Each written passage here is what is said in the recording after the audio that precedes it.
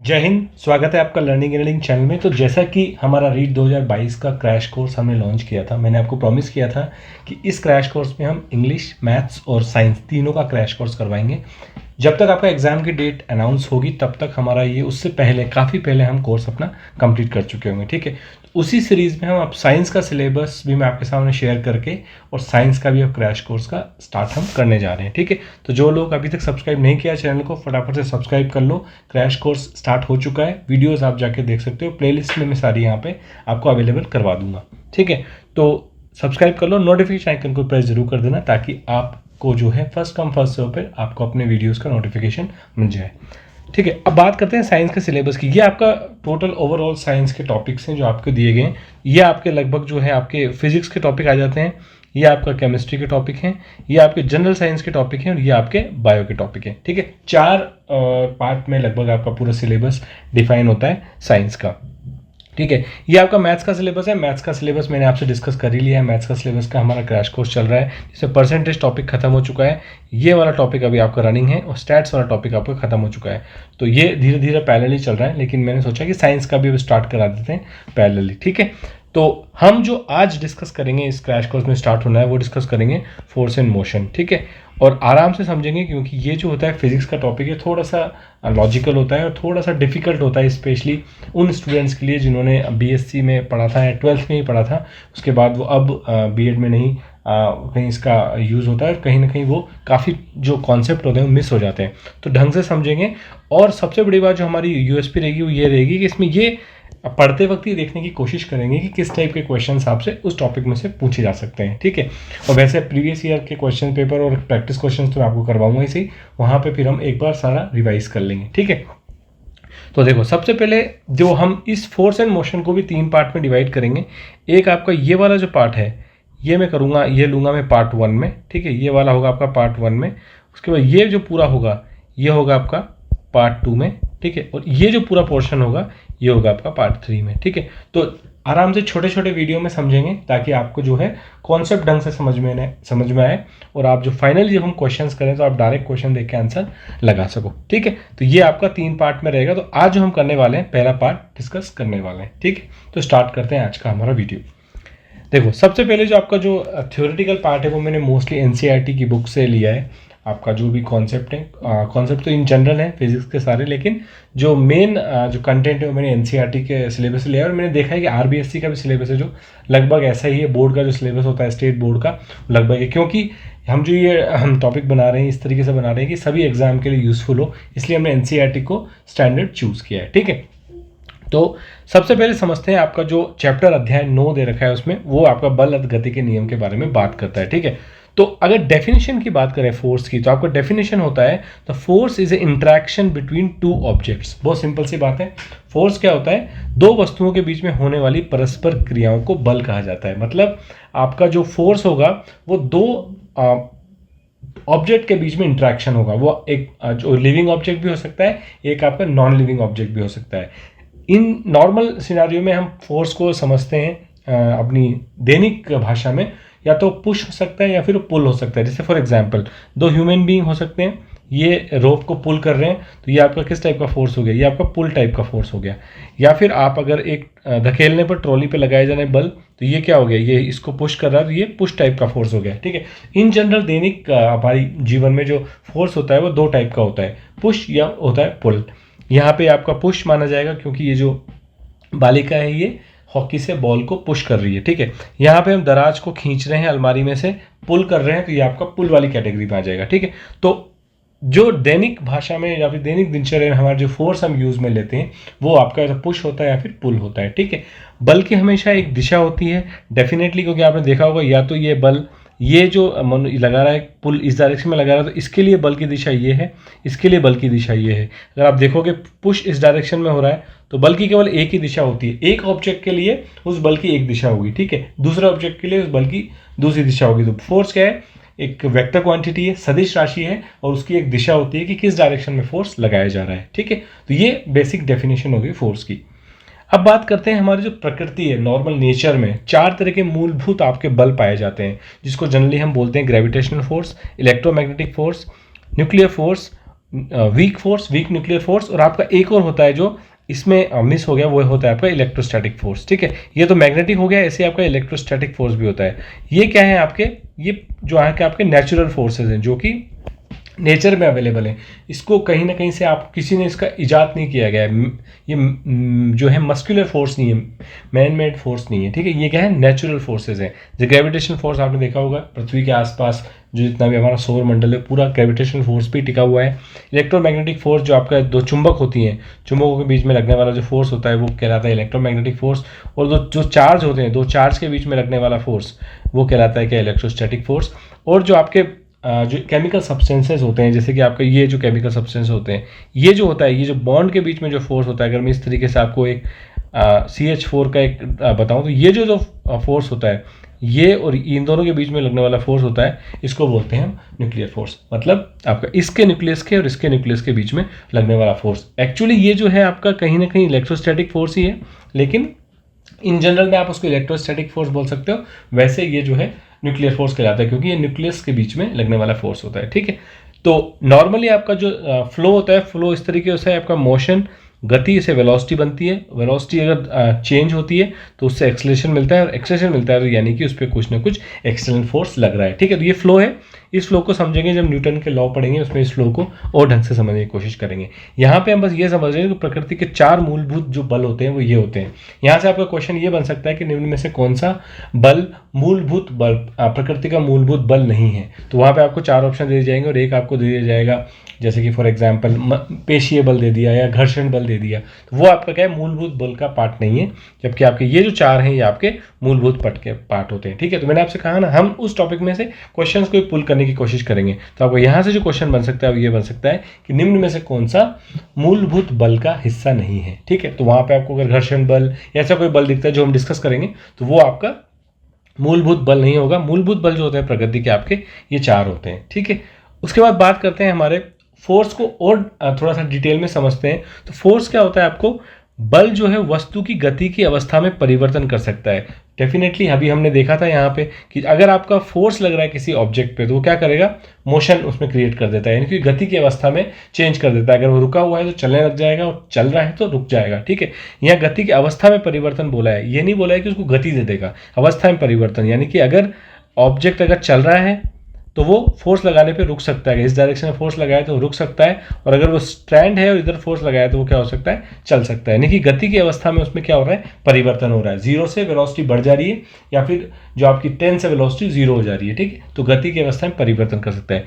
बल किसी वस्तु की आकृति में भी परिवर्तन कर सकता है। जैसे कि फॉर एग्जाम्पल आप जब आटा गूंथते हो तो आपने देखा होगा कि आप आटे का अगर इस तरह से गोला लो और उस पर अगर आप बल लगाओगे तो वो क्या होगा, फ्लैट हो जाएगा। ठीक है, थोड़ा इस तरीके का शेप हो जाएगा। तो ये उसकी आकृति भी परिवर्तन कर सकता है। ये भी एक तरीके का फोर्स है। यहाँ पे जो है आपकी गति में कोई परिवर्तन नहीं हो रहा है, लेकिन उसकी आकृति में परिवर्तन हो रहा है। देखा जाए तो इंटरनली जो मॉलिक्यूल्स होंगे उनकी गति में ही परिवर्तन हो रहा है, लेकिन ऑन जनरल लेवल पे उसकी आकृति में ही यहाँ पे परिवर्तन हो रहा है।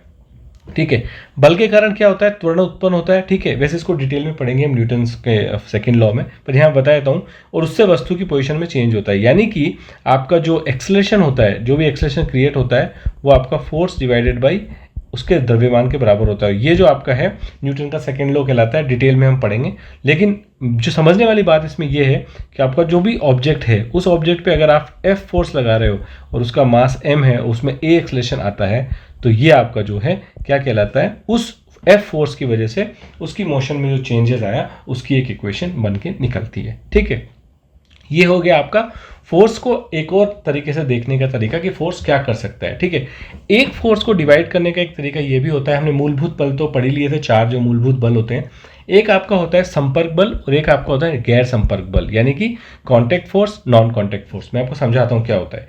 देखो, जब आप किसी बॉडी से इंटरेक्ट करते हो, मैंने आपको बताया था डेफिनेशन क्या थी, आप इंटरेक्ट दो तरीके से कर सकते हो। एक तो आप उसको कांटेक्ट करके इंटरेक्ट कर सकते हो, एक आप विदाउट कांटेक्ट भी इंटरेक्ट कर सकते हो। जैसे कि फॉर एग्जांपल दो परस्पर क्रिया करने वाली वस्तुएं एक दूसरे के संपर्क में रहती हैं। जैसे अगर कोई आप बॉक्स को पुश कर रहे हो तो यहाँ आपसे संपर्क में हो, यहाँ से आपने उसको टच कर रखा है और यहाँ पे उसमें आपने F फोर्स लगाया, इसका मास m है तो इसमें A एक्सेलरेशन क्रिएट हो जाएगा। लेकिन उसी जगह पे आप देखो कि अगर आप नॉन कॉन्टैक्ट फोर्स है तो अगर आप ले लो चुंबक, चुंबक में आपने देखा होगा कि दोनों में कोई कांटेक्ट नहीं होता, लेकिन नॉर्थ नॉर्थ पोल क्या करते हैं, एक दूसरे को रिपेल करते हैं, मतलब एक दूसरे को विकर्षित करते हैं।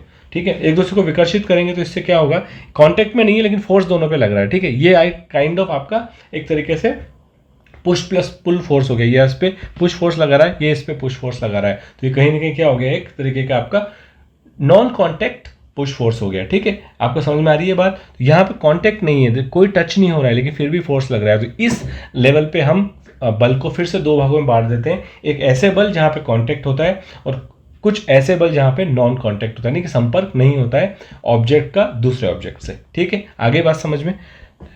अब देखते हैं आपके जो एग्जाम्पल होते हैं, नॉर्मली आपके जो कांटेक्ट फोर्स के एग्जाम्पल होते हैं वो होते हैं आपके घर्षण बल, फ्रिक्शन फोर्स। जो फ्रिक्शन फोर्स आपका सरफेस पे जो लगता है, तो यहाँ पे कांटेक्ट हो रहा है तो डेफिनेटली ये आपका क्या होगा, अगर आपका एक बॉक्स है और बॉक्स को आप धक्का दे रहे हो तो बॉक्स क्या होगा, सरफेस से रगड़ता हुआ जाएगा, यानी कि यहाँ पे कांटेक्ट है। फ्रिक्शन फोर्स हमेशा कैसा लगता है, बॉक्स को रोकने की कोशिश करता है, इस डायरेक्शन में लगता है, हमेशा उसके अपोजिट डायरेक्शन में। ठीक है, तनाव बल आपका वो होता है जो आपका इस तरीके से अगर रस्सी जा रही है एक पुली पे से, ठीक है, तो यहाँ पे जो फोर्स लगेगा इस पुली पे से यहाँ पे, इसको कहते हैं तनाव बल। तो ये भी कांटेक्ट में है, आपकी जो पुली होती है उसकी कांटेक्ट में होता है, तो इसको भी हम क्या कह देंगे, कांटेक्ट फोर्स कह देंगे। आरोपित बल तो वही बल है जो आपका पेशीय बल होता है, जिसको अगर हम सिलेबस की भाषा में कहें तो पेशीय बल, जो आप कोई भी एक जो है ऑब्जेक्ट, ह्यूमन बीइंग, इस पे कोई एफ फोर्स लगा रहा है, ठीक है, कांटेक्ट में है यहाँ पे, डेफिनेटली उसके हाथ से पुश कर रहा होगा तो कांटेक्ट में होगा, उसको कहते हैं पेशीय बल या फिर अप्लाइड फोर्स। तो ये भी आपका क्या हो जाएगा, जो है कॉन्टैक्ट फोर्स हो जाएगा। उसके बाद सामान्य बल आपका था normal reaction force. Normal force यानी कि जो आपका सरफेस से इस डायरेक्शन में लगता है। मैंने आपको एक चीज़ बताई थी कि यहाँ पे ये भी कांटेक्ट में आ रहा है। ठीक है, जब एक बॉक्स या कोई भी ऑब्जेक्ट नीचे रखा होता है तो इधर नीचे की डायरेक्शन में वो एक ग्रेविटेशनल फोर्स लगाता है, और फिर इसके लिए ये जो सरफेस है ये ऊपर की डायरेक्शन में फोर्स लगाती है एन। ये आपका जो क्या हो जाता है, डायरेक्टली एक तरीके से न्यूटन का थर्ड लॉ है, वहाँ पे एक बार फिर से मैं बताऊंगा, लेकिन ये जो है आपका जो हो जाता है ग्रेविटेशन फोर्स, और ये जो एन हो जाता है ये क्या हो जाता है, संपर्क बल। और क्योंकि ये संपर्क में आ रहा है इस सरफेस के, इसलिए ये भी क्या बन जाता है, आपका कांटेक्ट फोर्स बन जाता है। स्प्रिंग बल भी आपने देखा होगा, अगर आपकी इस तरीके से यहाँ पे एक स्प्रिंग लगी हुई है और आप इस पर अगर कोई ब्लॉक आके टकराता है तो ये स्प्रिंग क्या करेगी, उस पर इस तरीके से स्प्रिंग फोर्स लगाती है, तो यहाँ पे भी कांटेक्ट हो रहा है तो वो क्या हो जाएगा, आपका कांटेक्ट फोर्स हो जाएगा। यहाँ से जो आपका क्वेश्चन बन के आता है वो ये क्वेश्चन बन के आ सकता है, ठीक है, कि आपको 4 एग्जाम्पल दे देंगे, आपको 4 एग्जाम्पल देंगे, आपसे ये क्वेश्चन पूछ सकते हैं कि बताइए निम्न में से कौन सा जो है कांटेक्ट फोर्स नहीं है। ठीक है, तो आपको ये बताना पड़ेगा, या तो आपको पिक्चर दे देंगे या फिर आपको 4 एग्जाम्पल दे देंगे, जैसे घर्षण बल दे दिया, तनाव बल दे दिया, आरोपित बल दे दिया, और उसमें चुंबकीय बल दे दिया, तो डेफिनेटली चुंबकीय बल क्या हो जाएगा, आपका उसका करेक्ट आंसर हो जाएगा। ठीक है, तो इस टाइप का क्वेश्चन आपका इस टॉपिक में से बन सकता है, इसीलिए मैंने आपको ये टॉपिक ढंग से समझाया है कि कौन से बल होते हैं जो कॉन्टैक्ट फोर्स होते हैं, जहाँ पे सरफेस एक दूसरे के कॉन्टैक्ट होती है।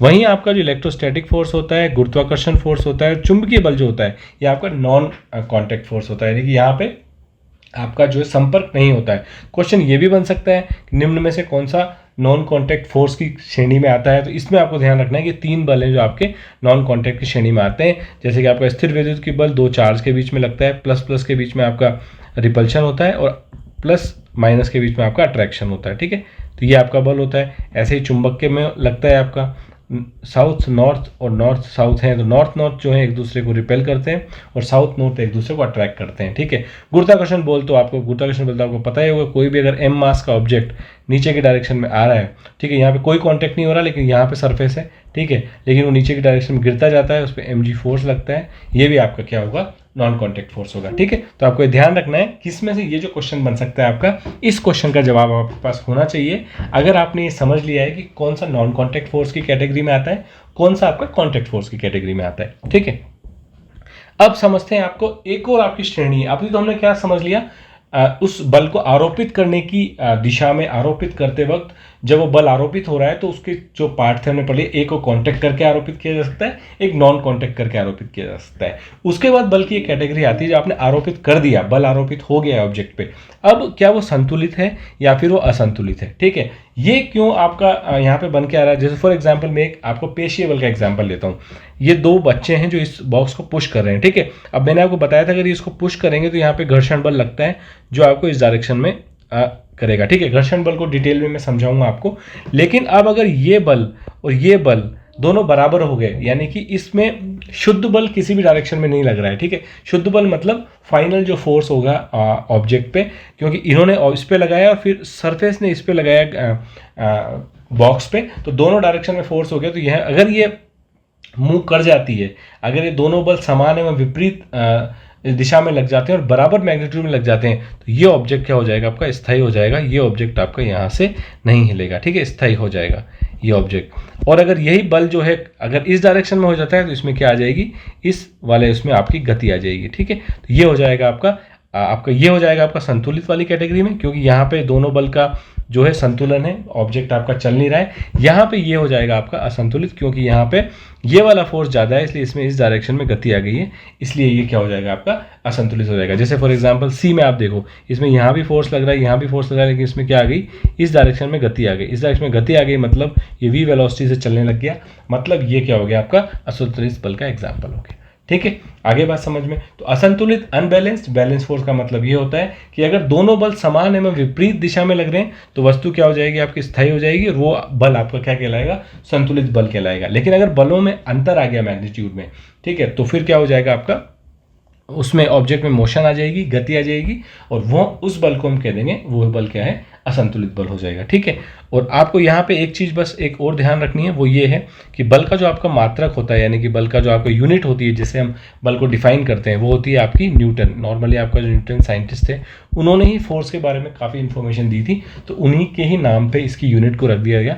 तो आपसे जब भी, जैसे यूनिट का मतलब तो आप जानते होंगे, यूनिट का मतलब होता है कि आप जब किसी भी उसको मेजर करते हो, जैसे सेंटीमीटर, मीटर, तो आपको कुछ बताना पड़ता है। जैसे आपने 5 कह दिया तो 5 से ज़्यादा कुछ समझ में नहीं आएगा, लेकिन अगर आपने यूँ कहा कि मैंने इस पर 5 न्यूटन का बल आरोपित किया है, तो उससे फिर उसका आइडिया लगता है कि कितना उसका बल का जो है मेजरमेंट है, ठीक है। तो इसकी आपकी जो न्यूटन आपकी यूनिट होती है वो इसको स्टैंडर्ड यूनिट बोलते हैं, ऐसा यूनिट होती है। उसके अलावा भी आपकी यूनिट होती है डाइन, और आपकी एक यूनिट होती है पाउंड। तो आपको ध्यान रखनी है, ये आपकी बल की यूनिट होती है। यहाँ से आपका क्वेश्चन बन सकता है यूनिट में से, क्योंकि बल आपका टॉपिक है, तो क्वेश्चन ये बन सकता है कि निम्न में से कौन सा जो है बल का मात्रक नहीं है। तो आपको ये 3 ऑप्शन दे देंगे और एक आपको जूल दे देंगे। जूल जो है कार्य का मात्रक होता है, तो आपको फिर चूज़ क्या करना है, वहाँ पे आंसर जूल चूज़ करना है, क्योंकि जूल आपका बल का मात्रक नहीं है, ठीक है। ये आगे बात समझ में।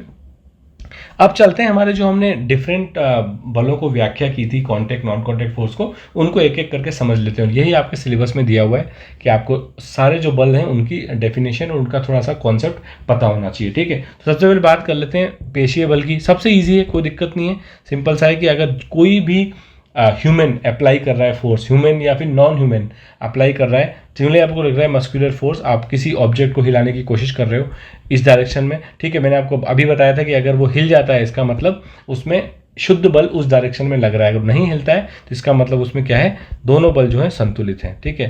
तो ये आपका संतुलित बल हो जाएगा और ये आपका असंतुलित बल हो जाएगा। लेकिन ये जो बल लग रहा है, जो मस्कुलर फोर्स के द्वारा, अप्लाइड फोर्सेस के द्वारा किसी ऑब्जेक्ट को कांटेक्ट करके लगाया जा रहा है, उसको हम क्या बोलते हैं, मस्कुलर पेशीय बल बोलते हैं। तो यहाँ से नॉर्मली जो क्वेश्चन बन सकता है वो यही क्वेश्चन बन सकता है, आपको पिक्चर देख के या बताया जा सकता है कि ये जो बल लग रहा है इस पिक्चर में कौन सी कैटेगरी का बल है। तो आपको पिक्चर देख के डिसाइड करना है कि ये बल मस्कुलर फोर्स है कि नहीं है, ठीक है। ये आपका सिंपल सा ईजी सा पेशीय बल का एग्जाम्पल होता है और यही क्वेश्चन इसमें से बन सकता है। उसके बाद आपका आता है ग्रेविटेशनल फोर्स। ग्रेविटेशनल फोर्स मैंने आपको बताया था, ये प्रकृति में एक मूलभूत बल की कैटेगरी में आता है, प्रकृति का बल होता है। तो अगर इसकी डेफिनेशन के बारे में बात करें तो ब्रह्मांड की जो प्रत्येक वस्तु है वो अन्य सभी वस्तुओं को आकर्षित करती है। यह आकर्षण का बल उनके द्रव्यमान के समानुपाती होता है और वस्तुओं के बीच की दूरी के वर्ग के वृत्त के समानुपाती होता है। इंग्लिश में अगर मैं बोलूँ तो every object in the universe attracts every other object with a force which is proportional to the product of their masses and the force is inversely proportional to the square value of distance between the two masses। ये English में इसकी definition होगी, लेकिन क्या बोल रहे हैं मैं आपको समझाता हूँ। ग्रेविटेशनल फोर्स की एक सबसे खास बात है कि ये आपका आकर्षण वाला ही फोर्स होता है, इसमें आपका रिपल्शन नहीं होता है, ठीक है। ये आपको ध्यान रखना है कि ऐसा फोर्स कौन सा है, अगर आपसे पूछ ले जाए क्वेश्चन कि जिसमें केवल आकर्षण होता है विकर्षण नहीं होता है, तो वो है ग्रेविटेशनल फोर्स। जबकि आप देखोगे कि मैग्नेटिक फोर्स में आपका रिपल्शन भी होता है और आपका जो इलेक्ट्रोस्टैटिक फोर्स है उसमें भी रिपल्शन होता है, लेकिन ग्रेविटेशनल फोर्स आपका आकर्षण ही होता है। तो ये एक ऐसा फोर्स है जिसमें केवल आकर्षण होता है, इसीलिए इसका नाम भी क्या है, गुरुत्वाकर्षण, ठीक है।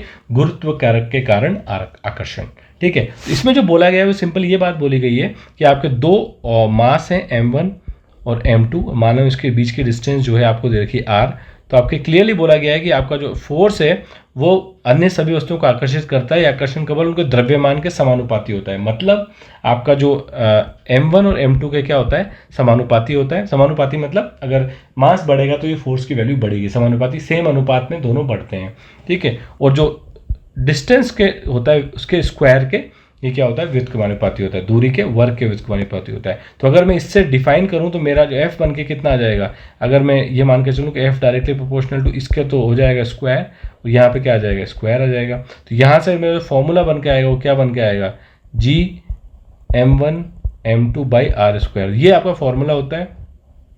मुझे डाउट है फॉर्मूले का क्वेश्चन आपसे पूछा जाएगा, लेकिन अगर आपसे पूछ लिया जाए तो आपको डायरेक्ट करना क्या है, अगर आपको दो मास दे दिए, मान लो दे दिया 5 kg है, ये आपका 10 kg है, बीच की डिस्टेंस है जो आपकी 10 मीटर है, और आपसे पूछा गया है कि बताओ फोर्स कितना होगा। जी की वैल्यू कांस्टेंट होती है, आपको डेफिनेटली उस क्वेश्चन में दी जाएगी, आपको सारी वैल्यू उसमें डालनी है और आंसर निकालना है। वैसे चांसेस कब है, मैंने रीट में सीटेट में कहीं ऐसा क्वेश्चन देखा नहीं है, लेकिन फिर भी क्योंकि आपके कोर्स में है गुरुत्वाकर्षण बल तो आपको फॉर्मूला पता होना चाहिए, ठीक है। उसके बाद आते हैं हमारे फ्रिक्शन फोर्स पे। ये एक इंपॉर्टेंट टॉपिक है, इसमें से डेफिनेटली क्वेश्चन आने के चांसेस रहते हैं, तो इसको थोड़ा ढंग से समझेंगे, ठीक है। घर्षण को उस बल के रूप में परिभाषित किया जाता है जो एक ठोस वस्तु की गति का विरोध दूसरे पर करता है, ठीक है। तो इसको पहले समझते हैं। मैंने आपको बताया था कि अगर एक कोई ऑब्जेक्ट है, कोई ब्लॉक है, इस पे अगर इधर की डायरेक्शन में मैं एफ फोर्स लगा रहा हूँ तो नॉर्मली आपका जो फ्रिक्शन होता है वो सरफेस के द्वारा किधर लगता है, इस डायरेक्शन में लगता है, ठीक है। सरफेस जो होती है इसको रेजिस्ट करती है इस ऑब्जेक्ट को चलने से। यही आपसे पूछा है कि एक ठोस वस्तु की गति का विरोध करते हैं, मतलब अगर इसमें इस डायरेक्शन में ये फोर्स गति लाने की कोशिश कर रहा है तो ये इसका विरोध करके इसको इस डायरेक्शन में लगाता है, ये आपका क्या होता है, फ्रिक्शन फोर्स होता है, ठीक है। घर्षण मुख्य रूप से 4 प्रकार के होते हैं, स्थैतिक घर्षण, फिसलने वाला, रोलिंग और द्रव्य घर्षण, ठीक है। इसको समझते हैं इंग्लिश में। स्थैतिक घर्षण मतलब होता है आपका स्टैटिक फ्रिक्शन। स्टैटिक फ्रिक्शन का बहुत सिंपल सा कॉन्सेप्ट ये होता है, फ्रिक्शन आपको समझ में आ गया। इन जनरल फ्रिक्शन जो होता है आपका क्या है, हमेशा विरोध करता है गति का, बस आप ये सिंपल सा ध्यान रखो। और हमेशा आपका अप्लाइड फोर्स के अपोजिट डायरेक्शन में होता है, यानी कि अगर आपका अप्लाइड फोर्स इधर है तो फ्रिक्शन फोर्स क्या होगा, आपका हमेशा अपोजिट डायरेक्शन में होता है, क्योंकि वो विरोध कर रहा है तो अपोजिट डायरेक्शन में उसको होना ही पड़ेगा। स्टैटिक फ्रिक्शन की जहाँ तक बात करते हैं, अगर मैंने आपको संतुलित बल समझाया था, अगर आपने जो फोर्स लगाया है वो इतना है कि उस ऑब्जेक्ट का मूवमेंट नहीं हो रहा है, यानी कि नो मोशन, ऑब्जेक्ट में कोई मोशन नहीं आ रहा है, यहाँ से मैंने एफ फोर्स लगाया और यहाँ से एफ आर फ्रिक्शन आपका लगा यहाँ से, और एफ बराबर क्या है, एफ आर है। तो इस केस में कभी भी इसमें मोशन नहीं आ सकता, क्योंकि जितना हम फोर्स इधर से लगा रहे हैं उतना ही ये जो सरफेस है उसको रेजिस्ट कर रही है जाने के लिए। तो इस वाले सिनेरियो में आपका जो फ्रिक्शन होगा वो स्टैटिक फ्रिक्शन होगा। ये क्वेश्चन आपका बन सकता है, रीट में क्वेश्चन आया भी हुआ है, 2021 में ये क्वेश्चन आया था, सीटेट में भी ये क्वेश्चन आया हुआ है। पूछा गया है कि आपको कुछ भी एग्जाम्पल या कुछ भी कंडीशन दे देते हैं और आपसे पूछें इसमें किस तरीके का फ्रिक्शन अप्लाई हो रहा है, तो आपको ध्यान रखना है। सिंपल सी बात, आपको एक ट्रिक ध्यान रख लेनी है कि अगर ऑब्जेक्ट में मूवमेंट नहीं हो रहा है तो उसमें जो फ्रिक्शन लग रहा है वो क्या है, आपका स्टैटिक फ्रिक्शन है, ठीक है। अगर आपका स्लाइडिंग फिसलने वाला घर्षण, अगर ऑब्जेक्ट में मोशन हो रहा है, यानी कि अगर मैंने यहाँ से जो फोर्स लगाया एफ ये ज़्यादा है फ्रिक्शन से, तो क्या होगा, इसमें मोशन होने लग जाएगा, स्लाइड करने लग जाएगा ये सरफेस इसको रोक नहीं पाएगा, रोक रहा है लेकिन फिर भी इतना ज़्यादा फोर्स लग रहा है कि स्लाइड कर जा रहा है। तो इस वक्त आपका जो फ्रिक्शन होगा वो कितना हो जाएगा, एफ जो होगा फोर्स होगा वो एफ आर से ज़्यादा हो जाएगा, इसको बोलेंगे स्लाइडिंग फ्रिक्शन, इसको काइनेटिक फ्रिक्शन भी बोलते हैं, ठीक है। इसको काइनेटिक फ्रिक्शन भी बोलते हैं, इसका एक नाम होता है, क्योंकि यहाँ पे क्या हो रहा है, आपका मूवमेंट आ जा रहा है आपकी बॉडी में, उसमें ऑब्जेक्ट में मूवमेंट आ जाएगा तो क्या बन जाएगा, आपका स्लाइडिंग फ्रिक्शन बन जाएगा। अगर कोई ऑब्जेक्ट रोल कर रहा है, मतलब अगर जो आकृति है जिस पे आप फोर्स लगा रहे हो वो रोल कर रही है, तो उस पॉइंट पे आपका जो फ्रिक्शन कहलाएगा वो क्या कहलाएगा, रोलिंग फ्रिक्शन कहलाएगा। अभी भी हो ये रहा है, एफ फोर्स इधर से लग रहा है, एफ आर इधर से लग रहा है, एफ जो है आपका एफ आर से ज़्यादा है, इसलिए ये इसको क्या कर रहा है, मूव कराने की कोशिश कर रहा है, तो यहाँ पे क्या हो जाएगा, रोलिंग फ्रिक्शन हो जाएगा, ठीक है। तो आपको बस ये ध्यान रखना है कि जब तक अगर ऑब्जेक्ट मूव नहीं करता है तो स्टैटिक फ्रिक्शन, फिसलता है तो स्लाइडिंग फ्रिक्शन, और अगर रोल करता है ऑब्जेक्ट, क्योंकि रोल कौन करेगा, अगर रोलिंग ही ऑब्जेक्ट हुआ तो रोल करेगा, तब आपका क्या हो जाएगा, रोलिंग फ्रिक्शन आपका क्या हो जाएगा, कहलाएगा। लेकिन आपको बस यहाँ पे एक बात ध्यान रखनी है, रोल हो या कुछ भी हो, अगर ऑब्जेक्ट मूव नहीं कर रहा है तो हमेशा क्या होगा, वो स्टैटिक फ्रिक्शन होगा, ठीक है। उसके बाद आपका एक आता है फ्लूइड फ्रिक्शन, जो आपका एक अलग सी कैटेगरी है। इसमें क्या होता है, जो आपका ऑब्जेक्ट है वो सरफेस पे नहीं एक फ्लूइड में होता है, पानी में हो सकता है, तेल में हो सकता है, घी में हो सकता है, लेकिन उसकी जगह फ्लूइड में होता है।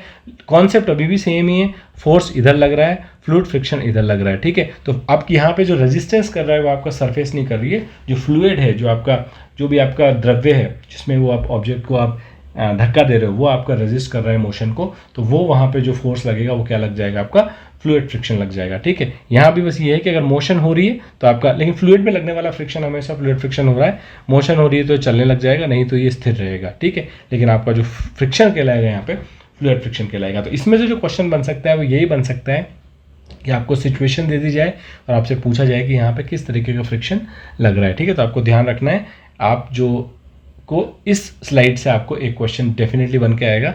अगर आपको समझ में नहीं आया तो एक बार रिवर्स करके भी दोबारा एक बार देख लीजिएगा, ठीक है।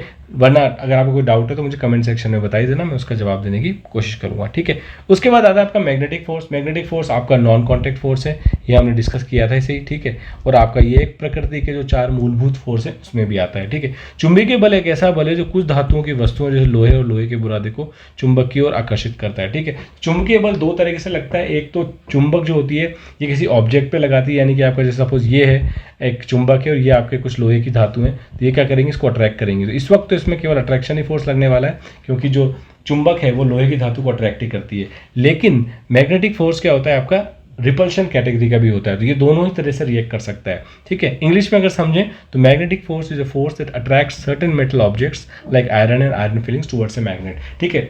तो लेकिन इसको जनरलाइज नहीं करना है अट्रैक्शन। अगर आप यहाँ देखोगे एग्जाम्पल, तो अगर आप चुंबक को चुंबक के सामने ला देते हो और अगर पोल आपके डिफरेंट है, अगर नॉर्थ साउथ पोल है तो आपका यहाँ पे क्या हो जाता है, ये अट्रैक्शन फोर्स हो जाता है, ठीक है। ये बात आपको ध्यान रखनी है। और अगर सेम पोल है, नॉर्थ नॉर्थ है दोनों साइड, तो ये क्या हो जाता है, आपका रिपेल हो जाता है, ठीक है। ये यहाँ पे लिखा भी हुआ है वैसे, ये क्या हो जाता है, रिपेल फोर्स हो जाता है, नहीं रिपल्शन हो जाता है, नहीं विकर्षण हो जाता है, ठीक है। तो ये ध्यान रखना है। चुंबकीय बल आकर्षण विकर्षण दोनों कर सकता है, गुरुत्वाकर्षण बल केवल आकर्षण वाला फोर्स होता है, ठीक है। बात समझ में आ गई। उसके बाद चलते हैं हमारा इलेक्ट्रोस्टैटिक फोर्स। इलेक्ट्रोस्टैटिक फोर्स जो होता है ये भी आपका जो है अट्रैक्शन रिपल्शन दोनों कर सकता है। Electrostatic force is a force exerted by a charge body on another charge और अनचार्ज बॉडी, ठीक है। अगर कोई अनचार्ज बॉडी है तो उसमें जीरो चार्ज मानेंगे तो उसको भी ये कर सकता है, या फिर अगर वो नेगेटिवली चार्ज है या पॉजिटिवली चार्ज है तो उस पर भी ये फोर्स लग सकता है, ठीक है। एक आवेशित शरीर द्वारा दूसरी आवेशित या अनावेशित शरीर पर लगाया बल है। जैसे कि फॉर एग्जांपल आपने कंघे का तो एग्जांपल देखा ही होगा। अगर आप कंघा बालों में करते हो और उसको जब आप ऐसे किसी छोटे छोटे कागज़ के पेज के पास लेके जाओगे, अगर ये एक्सपेरिमेंट आपने नहीं किया है तो एक बार ट्राई करके देखना। ये क्या होते हैं, कागज़ के टुकड़े कंघे की तरफ आकर्षित होते हैं। उसका कारण ये होता है क्योंकि यहाँ पे जो होता है एक चार्ज क्रिएट हो जाता है, क्योंकि बालों में जो हम कंघा करते हैं उसकी वजह से, घर्षण की वजह से एक चार्ज क्रिएट हो जाता है। वो आपको क्या करता है, आपको इसको इस डायरेक्शन में अट्रैक्ट करता है। लेकिन इन जनरल आपसे बात करें तो आपका जो इलेक्ट्रिक फोर्स होता है चार्ज के बीच लगता है, प्लस माइनस है तो अट्रैक्ट होता है, बाकी अगर दोनों सेम है तो रिपेल होता है, ठीक है। तो दोनों केसेस में आपको समझ में आ गई बात कि अगर प्लस माइनस है तो अट्रैक्ट होगा और अगर प्लस प्लस है तो रिपेल होगा, माइनस माइनस है तो भी रिपेल होगा। ये होता है आपका स्थिर विद्युत बल, जिसको हम कहते हैं इलेक्ट्रोस्टैटिक फोर्स, ठीक है। तो ये आपके सारे फोर्स के आपके डेफिनेशन हो गए जो भी हम पढ़ना चाहते थे, तो हमने समझ लिया यहाँ पे ढंग से। अगर आपको नहीं समझ में आया तो प्लीज़ एक बार जो है वीडियो को रिवाइज करके इन चीज़ों को समझ लो। यहाँ से एक क्वेश्चन आपका बनने के चांसेस रहते हैं, मैंने पुराने पेपर देखे हैं रीड के, एक question in type of forces में से जरूर बनता ही बनता है, ठीक है। तो ये आपको ढंग से समझ में आ जाना चाहिए। नहीं आए तो कोई दिक्कत नहीं है, हम जब क्वेश्चन करेंगे तो एक बार इन चीज़ों को फिर से रिवाइज कर लेंगे, ठीक है। अब आ जाते हैं हमारे न्यूटन्स के नियम पे, ठीक है। न्यूटन के नियम भी बहुत इंपॉर्टेंट है, आपको डायरेक्ट भी पूछा जा सकता है, कोई भी कंडीशन देके कि इसमें कौन सा नियम लग रहा है, तो आपको ध्यान रखना है, समझ लेना है बस। और ट्रिक मैं आपको बता दूंगा, आपको बस चीज़ें पकड़ लेनी है कि ये ऐसा कुछ है तो कौन सा नियम आपका लग रहा है, ठीक है। बात करते हैं न्यूटन के प्रथम नियम की। न्यूटन के प्रथम नियम ने ये कहा था न्यूटन ने कि अगर कोई वस्तु जड़ है, रेस्ट है, तो वो रेस्ट रहेगी जब तक कि उस पर कोई बाह्य बल न लगाया जाए। यदि कोई वस्तु गतिशील है तो वो गतिशील रहेगी जब तक कि उस पर कोई बाह्य बल न लगाया जाए, ठीक है। तो ये कॉन्टैक्ट फोर्स की बात होगी। इंग्लिश में बात करें, न्यूटन्स का आपका फर्स्ट लॉ कहता है an object at rest stage at rest at an object in motion stays in motion with the same speed in the same direction unless acted upon by a unbalanced force। मतलब आपका कहने का क्या हो रहा है, सिंपल सी बात है, आपका ये हो रहा है कि अगर ये एक बॉक्स है, ठीक है, ये ज़मीन पे पड़ा हुआ है, ठीक है, एक आदमी यहाँ खड़ा हुआ है, खड़े खड़े इसको देख रहा है, कोई दिक्कत नहीं है, आप इसको देखो आराम से, इसमें कुछ भी नहीं होगा जब तक कि इस पे, इसका भी क्या है, ये रेस्ट पे है, इसकी वेलोसिटी क्या है, 0 है, ठीक है, स्थायी है। लेकिन अगर ये आदमी ये सोचता है कि चलो इस बॉक्स को मैं जाके धक्का मारता हूँ, अगर ये इस तरीके से इसको धक्का मारने लग जाता है, यानी कि इस पर अगर इसने बाह्य बल अप्लाई कर दिया, तो इसमें क्या होगा, मूवमेंट आ जाएगा। तो यही हमारा न्यूटन का प्रथम लॉ कहता है कि अगर रेस्ट है तो वो रेस्ट पे ही रहेगा, कभी भी अपने आप से नहीं चलेगा, और अगर चल रहा है तो अगर उसमें कभी नहीं रुकेगा जब तक कि उसको इधर से कोई रोकने ना आए, ठीक है। तो ये आपका जो है, इसको जड़त्व का नियम भी बोलते हैं। आपको ध्यान रखना है कि कोई वस्तु अगर स्थायी है तो स्थायी रहती है, गतिशील है तो गतिशील रहती है, जब तक कि उस पर कोई बाह्य बल आरोपित ना हो। सबसे बेस्ट एग्जांपल आप देख सकते हो, आपको देखा होगा जो हम सीट बेल्ट जो नॉर्मली हम कार में लगाते हैं, वो इसका बहुत बेस्ट एग्जांपल है न्यूटन के फर्स्ट नियम का। और आपको मैं बताऊं, इसी तरह का क्वेश्चन आपसे इसमें पूछा जा सकता है। मैं बता रहा हूँ ना, इसमें यही क्वेश्चन आएगा, कोई भी आपको एग्जाम्पल दे दिया जाएगा, जैसे सीट बेल्ट का एग्जाम्पल दे दिया और आपसे पूछा कि इसमें न्यूटन का कौन सा नियम लगता है, ठीक है। तो या तो आपको ध्यान हो, या फिर आप उस कॉन्सेप्ट को समझ जाओ कि यार न्यूटन का नियम है क्या, और आपसे फिर कोई भी एग्जाम्पल पूछ लिया जाए, आप उसको बता सकते हो कि इसमें कौन सा नियम लगता है। जैसे कि फॉर एग्जाम्पल न्यूटन के नियम की बात करूं, सीट बेल्ट की बात करूं, आपने देखा होगा एक कार है, कार का जो मोशन होता है वो इस तरीके का होता है, ठीक है। कार आपकी चल रही है, ठीक है, यहाँ पे आपको सीट बेल्ट आपने लगाई हुई है, ये कार आपकी इस डायरेक्शन में चल रही है। जो आदमी बैठा होता है, ये क्या होता है, इसके रिलेटिव इसकी भी मोशन इस डायरेक्शन में होती है। लेकिन जब ये कार रुकती है, ठीक है, तो इस पर तो कोई फोर्स लगा नहीं, फोर्स किस पे लगाए, कार पे लगाए। तो इस वक्त क्या होता है कि जो व्यक्ति बैठा होता है वो अभी भी उसी मोशन में होता है। इसी कारण जैसे इसमें ब्रेक लगता है तो ये कार तो रुक जाती है, लेकिन ये जो तेज ब्रेक स्पेशली लगता है, तो ये जो यहाँ बैठा होता है ये आगे की तरफ जाने की कोशिश करता है। वहीं इसलिए कहते हैं कि सीट बेल्ट आपको पहना रहना चाहिए, ताकि आपको सीट बेल्ट जो क्या करेगी, प्रोटेक्ट करेगी, आपको आगे जाने नहीं देगी। वरना क्या हो सकता है, कांच के सामने, आगे कांच पे, स्टीयरिंग पे अगर आप ड्राइव कर रहे हो तो आप टकरा सकते हो, ठीक है। तो यहाँ पे न्यूटन का प्रथम नियम बिल्कुल क्लियर लगता है कि जो मोशन ये जो है, ये आपका स्थिर रहना, क्योंकि ये सीट पे जो आप बैठे थे सीट स्थिर थी, ठीक है, तो सीट स्थिर रहना चाहेगी। और कार पे क्योंकि बाह्य फोर्स लगाया तो कार क्या होगी, आपकी स्थिर होना चाहेगी। तो उस केस में कार पे बाह्य फोर्स लगाया, लेकिन आपकी सीट पे कोई बाह्य फोर्स नहीं लगाया, इसके कारण आपकी जो है टेंडेंसी होती है कि वो उसके साथ ही आगे की तरफ जाए, ठीक है। इसलिए सीट बेल्ट पहन को आपको बोला जाता है कि सीट बेल्ट आपको वहाँ पे रोक सके, ठीक है। ऐसे एग्जाम्पल आप दो, इसका कैरम के अंदर अगर आप बहुत तेज स्ट्राइकर को मारते हो और अगर आपकी गोटियाँ जो इस तरीके से लगी हैं, तो आप अगर बहुत तेज मारते हो, जो ऊपर की जो गोटियाँ रहती हैं वो एज इट इज रहती हैं, ओनली नीचे की गोटी जो है आपकी बाहर निकल के आती है। उसका क्या कारण है, उसका सबसे बड़ा कारण यही है, फिर से न्यूटन का इसमें प्रथम नियम लग रहा है कि जो बाह्य फोर्स लगा है वो किस पे लगा है, केवल उस नीचे वाली गोटी पे लगा है, इस वाली गोटी पे लगा है, तो वही आपकी केवल मोशन में आती है, बाकी आपकी जो और गोटियाँ हैं वो ऐसे कैसे स्थिर रहती हैं। तो ये भी आपका जड़त्व का नियम है, क्योंकि इस पे और गोटियों पे कोई बाह्य फोर्स नहीं है, एक्सटर्नल फोर्स नहीं है, तो इनका जो है मूवमेंट, मोशन नहीं होता है, ठीक है। ये हो गया आपका न्यूटन का फर्स्ट लॉ। आपको ध्यान रखना है, क्वेश्चन समझ लेना है कि इसमें से किस टाइप का क्वेश्चन आपसे पूछा जा सकता है।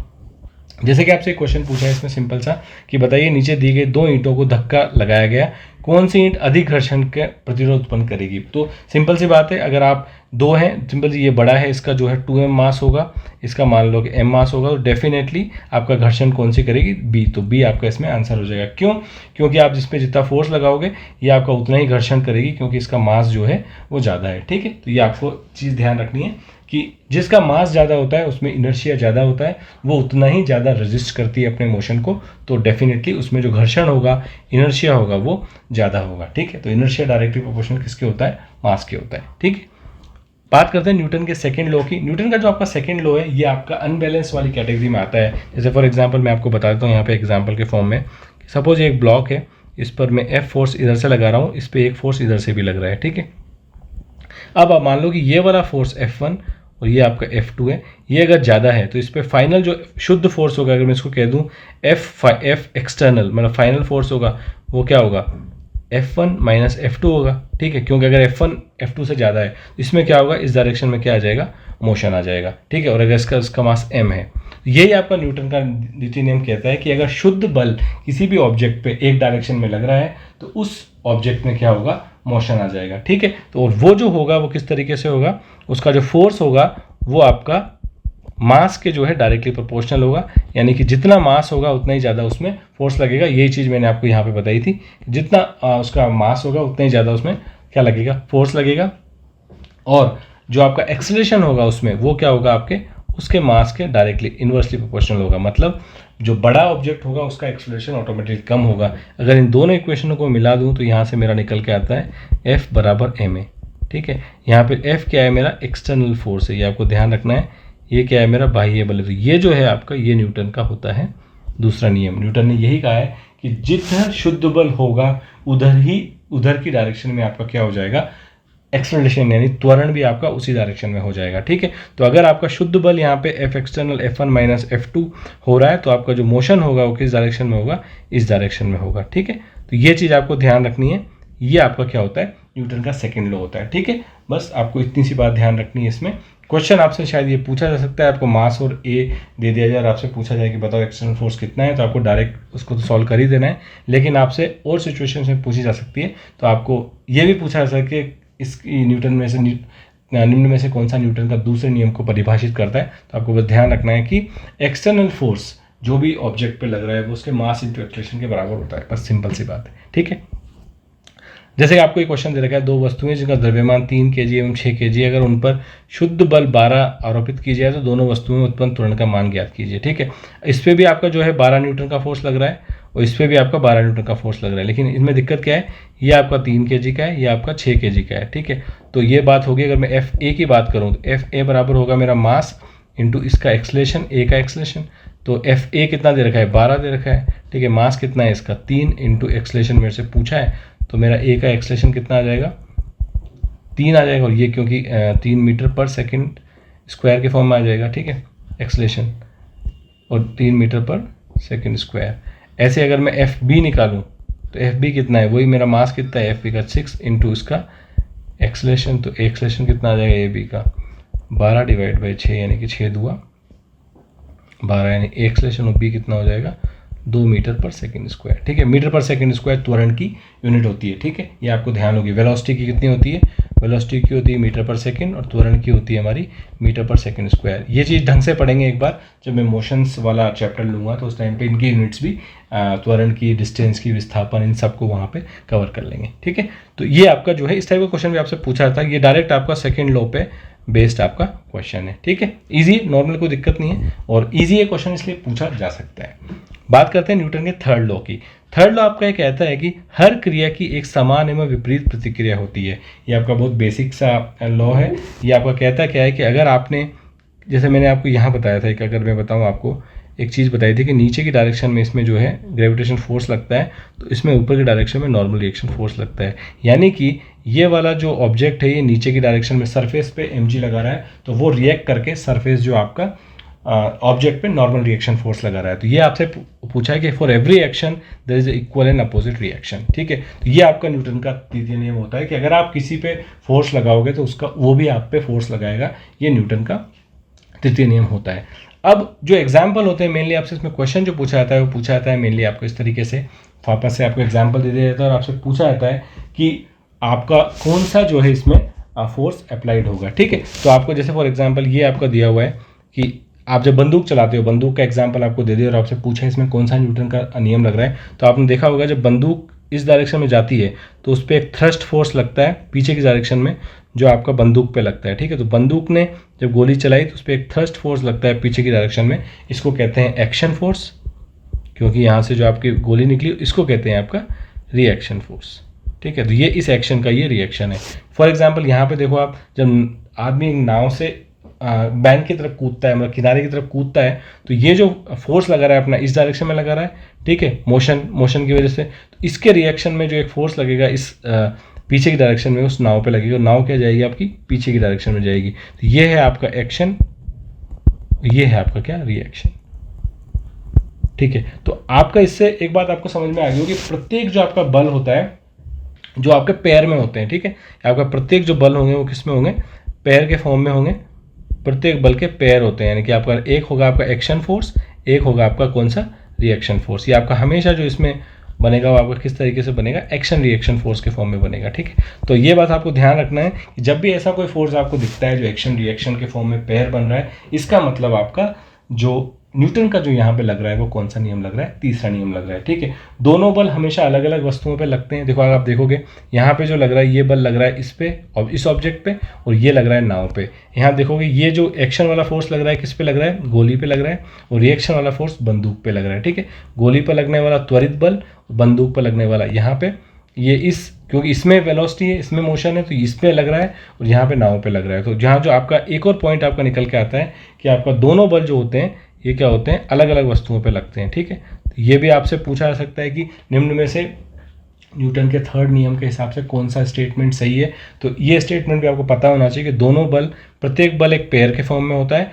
और दोनों बल जो अलग अलग वस्तुओं पे लगते हैं। ठीक है, ये आपको ध्यान रखना है, दोनों बल अलग अलग वस्तुओं पर लगते हैं। ठीक है, अलग अलग वस्तुओं पर लगते हैं। ठीक है, ये आपसे स्टेटमेंट के फॉर्म में पूछा जा सकता है, इसलिए मैं इसको यहाँ पे लिख के समझा रहा हूँ आपको कि आपको ध्यान रखना है कि क्वेश्चन आ जाए, आपको ध्यान रखना है। एक जो इसमें इंपॉर्टेंट है, दोनों बल की क्या होती है, दिशा जो विपरीत होती है। आपने देखा होगा दोनों एग्जाम्पल में दोनों बल की जो दिशा होती है वो क्या होती है, विपरीत होती है, क्योंकि एक्शन फोर्स आपका एक दिशा में होगा और रिएक्शन फोर्स आपका दूसरी दिशा में होगा। अगर आप यहाँ देखोगे तो आपका एक्शन फोर्स है इस डायरेक्शन में और रिएक्शन फोर्स है इस डायरेक्शन में, यहाँ भी एक्शन फोर्स इस डायरेक्शन में है और रिएक्शन फोर्स इस डायरेक्शन में है। तो दोनों बलों की क्या होती है, दिशा जो क्या होती है, विपरीत होती है। और आपका जो मैग्नीट्यूड होगा वो समान होगा, मैग्नीट्यूड में ज़्यादा आपका डिफरेंस नहीं आता है। ठीक है, तो आपका जो 3 पॉइंट आपके जो इंपॉर्टेंट है ये आपका न्यूटन के थर्ड नियम को प्रक्षेपित करते हैं। तो आपको ध्यान में रखना है, या तो आपसे कुछ भी इसमें से क्वेश्चन पूछा जा सकता है, कुछ भी पूछा जा सकता है, या तो आपसे एग्जाम्पल देके पूछा जा सकता है कि निम्न में से कौन सा न्यूटन का नियम लग रहा है, या फिर आपसे कोई स्टेटमेंट उठा के पूछा जा सकता है कि ये स्टेटमेंट किस न्यूटन के नियम को परिभाषित करता है, या फिर आपसे ये पूछा जा सकता है कि निम्न में से कौन सा स्टेटमेंट न्यूटन के थर्ड नियम को परिभाषित नहीं करता है। तो आपको बस ध्यान रखना है क्या जो हमने डिस्कस किया है उससे रिलेटेड अगर कोई भी फोर्थ स्टेटमेंट ऐसा है तो आपको वो आंसर सही लगा देना है। ठीक है, तो ये लगभग आपका, मैंने वो वाला पार्ट जो डिस्कस किया था शायद वो कवर हो गया है। जो हमने पहला पार्ट डिस्कस किया था कि हम उसको एज ए फर्स्ट पार्ट लेंगे, सिलेबस जो हमने डिस्कस किया था, मुझे लगता है शायद ये हो चुका है। फोर्स इन मोशन का कहाँ पे गया वो, यहाँ, ये हमारा जो है कंप्लीट हो चुका है। ये हमने कहा था कि इसको हम पार्ट 1 में लेंगे। अब पार्ट 2 में मैं आपको ये वाला पार्ट डिस्कस करूँगा जहाँ पे हम motion, type of motion, speed, velocity, distance, displacement और स्पीड की जो इक्वेशंस होती हैं आपकी, तीनों इक्वेशंस जो होती हैं तीनों इक्वेशंस को भी डिस्कस कर लेंगे और वो चीज़ भी आपकी यहाँ पे कवर हो जाएगी। ठीक है, तो ये वीडियो आपका लगभग यहाँ पे ख़त्म हो गया। अगर आप मैथ्स का कंटेंट में इंटरेस्टेड हो तो मैथ्स का भी मैं आपके जो है प्लेलिस्ट में अलग से बनाई हुई है 2022 का क्रैश कोर्स के नाम से, इसमें आपका परसेंटेज वाला टॉपिक और स्टैट्स वाला जो है वो कंप्लीट हो चुका है टॉपिक, आप वो भी जाके देख सकते हो। ठीक है, इसकी भी मैं प्लेलिस्ट बना दूंगा। ठीक है, नॉर्मली आपकी फिजिक्स की मैं एक सिंगल प्लेलिस्ट बनाऊंगा जिसमें हम फोर्स इन मोशंस पढ़ेंगे, उसके बाद वर्क एनर्जी वगैरह वो सब पढ़ेंगे। केमिस्ट्री की एक अलग प्लेलिस्ट होगी और बायो की एक अलग प्लेलिस्ट होगी। ठीक है, तो होप आपको ये कंटेंट अच्छा लगा होगा। अगर आपको कोई भी डाउट है तो आप मुझसे कमेंट सेक्शन में पूछ सकते हो। वीडियो को अगर आपने 1-2 बार देख लिया तो आपका काम इसमें हो जाएगा। आपको, मेरे को नहीं लगता आपको कोई भी डाउट इस टॉपिक में बचना चाहिए, लेकिन फिर भी है तो आप मेरे से कमेंट सेक्शन में पूछ सकते हो। 1-2 बार वीडियो को जरूर देख लेना क्योंकि कॉन्सेप्ट थोड़ा सा डीप होता है। वैसे हमने ज़्यादा डीप नहीं पढ़ा है, बहुत ही अच्छी तरीके से बेसिक चीज़ें पढ़ी हैं जो क्वेश्चन आपके रीट सीटेट वगैरह में आ सकता है। ठीक है, फिर भी डाउट है तो आप हमें कमेंट सेक्शन में पूछ सकते हो। ठीक है, तो इस वीडियो में फिलहाल इतना ही।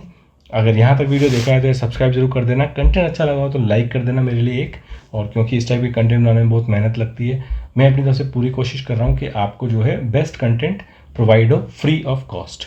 ठीक है, तो इस वीडियो में फ़िलहाल इतना ही, मिलेंगे नेक्स्ट वीडियो में, तब तक के लिए धन्यवाद, जय हिंद।